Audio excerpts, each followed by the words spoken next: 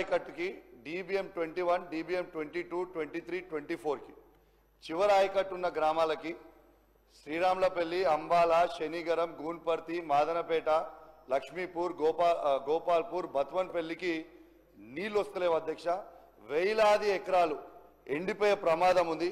అనేక సార్లు నేను సి గారితో డి గారితో మాట్లాడుతూ ఉన్నాను అధ్యక్ష. నీళ్లు ఇస్తామని చెప్తున్నారు, ఇస్తలేరు. దయచేసి దండం పెట్టి చెప్తున్నాం, దయచేసి ఆ రైతులకి నీళ్ళు ఇచ్చి వెంటనే ఆ గ్రామాలని ఆదుకోవాలని కోరుతా ఉన్నాను అధ్యక్ష. అదే విధంగా 29 DBM 29L లో కూడా చివరి ఆయకట్టు జమ్మికుంట మండలంలో ఉన్నది. వావిలాల, నగురం, నాగారం అడ్దికున్నాయి. మళ్ళా ఇల్లంతకుంట మండలంలో బూజ్నూరు, సీతంపేట, పాతర్లపల్లి, మరువన్పల్లి, భోగంపాడికి నీళ్లు అందుతలేవు అధ్యక్ష.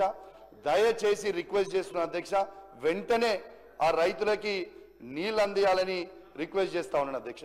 అదే సార్ అధ్యక్ష, ఒక్కటే సెకండ్, నేను ఎక్కువ లేదు, 1 minute కంటే మళ్ళీ ఎక్కువ మాట్లాడ అధ్యక్ష. ఇంకొక రిక్వెస్ట్ ఏంటంటే, పోయిన అసెంబ్లీలో మాకు ఇంతకుముందు మా మానకొండూరు శాసనసభ్యులు అడుగుతారేమో అనుకున్నా, తన నియోజకవర్గంలో కల్వల ప్రాజెక్ట్ అని వస్తుంది అధ్యక్ష. దాదాపు దాని కింద ఆయకట్టు 6-7 వేల ఎకరాల ఆయకట్టు మా వీణవంక మండలం, జమ్మికుంట మండలానికి వస్తుంది. దానికి DPR రెడీ చేసినాం, అన్ని రెడీ చేసినాం. పోయినసారి మంత్రి గారికి కూడా, ఇరిగేషన్ మంత్రి గారికి పర్సనల్గా రిప్రజెంటేషన్ ఇచ్చిన, దయచేసి ఆ ప్రాజెక్ట్ కట్టమని.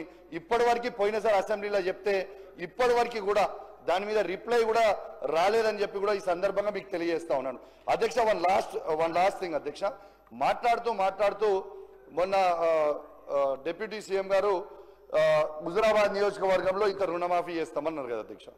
నేను ఇంత చేసినామని చెప్పిండ్రు.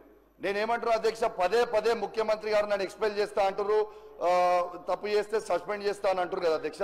నేను ఓపెన్ ఆఫర్ ఇస్తున్నా అధ్యక్ష, 107 గ్రామ పంచాయతీలలో ఏ ఒక్క గ్రామ పంచాయతీలైనా హుజురాబాద్ నియోజకవర్గం 100% రుణమాఫీ అయితే నేను రాజీనామా చేసి నేనే వెళ్ళిపోతా అధ్యక్ష. ఇది గ్యారంటీగా చెప్తా ఉన్నాను. ఇంకోటి అధ్యక్ష, లాస్ట్ ఇంకోటి అధ్యక్ష, మొన్న స్టేషన్ గన్పూర్ నియోజకవర్గంలో ముఖ్యమంత్రి గారు 800 కోట్ల రూపాయలు ఇచ్చిర్రు.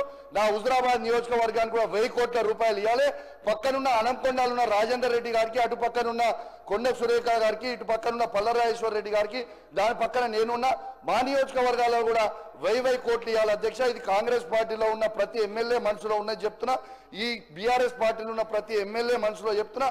ప్రతి నియోజకవర్గానికి, ప్రత్యేకంగా నా నియోజకవర్గానికి కూడా 1000 కోట్లు ఇవ్వాలని దయచేసి నా చేతులు జోడించి మరి కోరుకుంటూ సెలవు తీసుకుంటా ఉన్నాను. Thank you.